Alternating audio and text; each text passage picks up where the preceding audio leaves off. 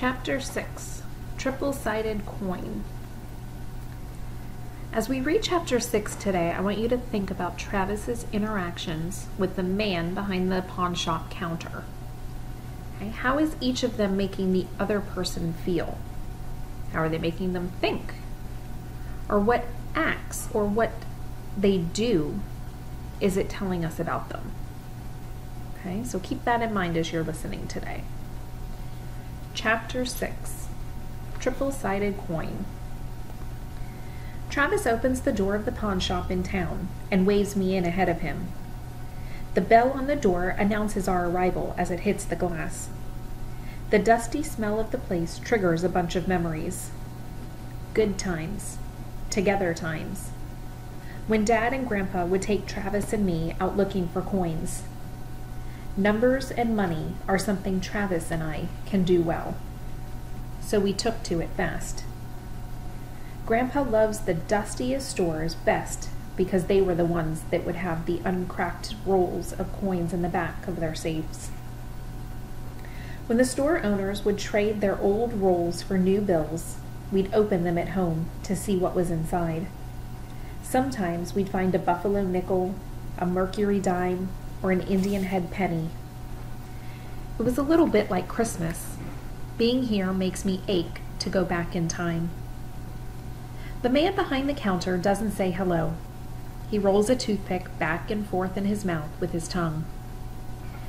In one way, it's completely impressive, and in another, it's the grossest thing I've ever seen. Travis rests his fingertips on the glass counter, looking down in the case filled with coins. You need something? The man doesn't talk the way Mom says you're supposed to talk to customers. I want to buy some coins, Travis says. Oh yeah? Yeah. Travis brushes his chin with his knuckle, something he does when he's nervous. The guy reaches up and takes the toothpick out of his mouth. He uses it to point at Travis. Do you have money, or are you all talk? Travis does what Dad said never to do. He shows him his money. And not money like regular person. A roll of money wrapped in an elastic band. This guy's eyes widen. Then he asks, looking for something special? I want Liberty coins. You got any? He takes out several coins. One is a Mercury dime with a head that looks like it has wings for ears. I remember those, I say. Like the one Daddy has in his wallet. Travis turns them over in his hand.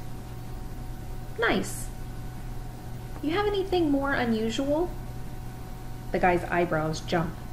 He reaches into the drawer. This is unusual, but it'll cost you big. I don't mind paying for something special. Okay then, he says. This one is special. He puts a penny on the counter. Travis picks it up and his eyebrows bunch up.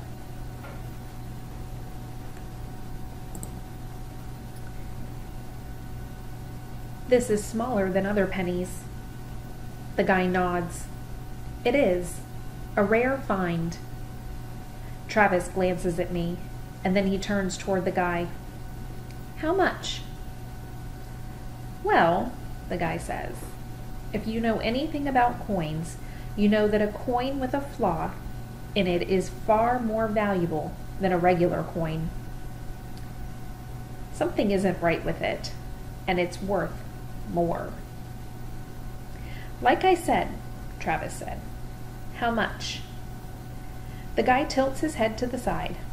Well, normally I'd ask for 80, but I'll charge you, say, 75.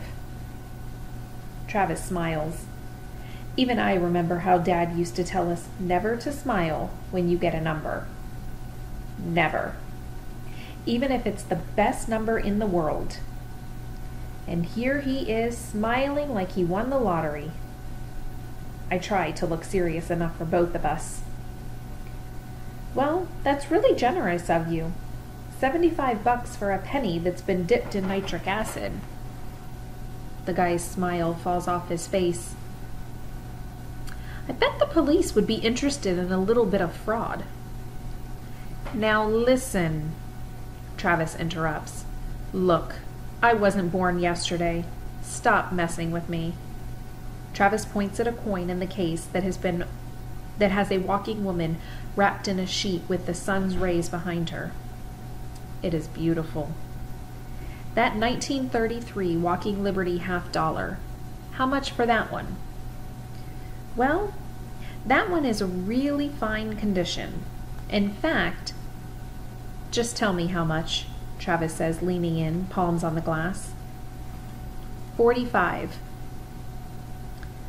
36, and you throw in the Mercury dime for my little sister. I look up quick. For me? Then I do the math. Yup, he's following Dad's rule of offering 20% less than what they offer. But Travis threw in some extra. The guy squints. 40? Travis nods. Done. He slaps the money on the glass case. Outside the store, Travis holds the dime towards me. Oh, it's beautiful. I love it so much. Thank you, Travis. You're the best. He looks a little sad, staring at the coin. You know, Grandpa was born in 1933. That's why I chose these coins. They were both minted in that year. I look down at my Mercury dime and its date, wishing people could last as long as coins. When we get into the car, Travis says, "Did you see how that guy in there took me for a fool, trying to rip me off? Remember, Allie, when people have low expectations of you, you can sometimes use it to your advantage." Then he looked me right in the eyes and pointed at my nose. As long as you don't have low expectations for yourself. You hear?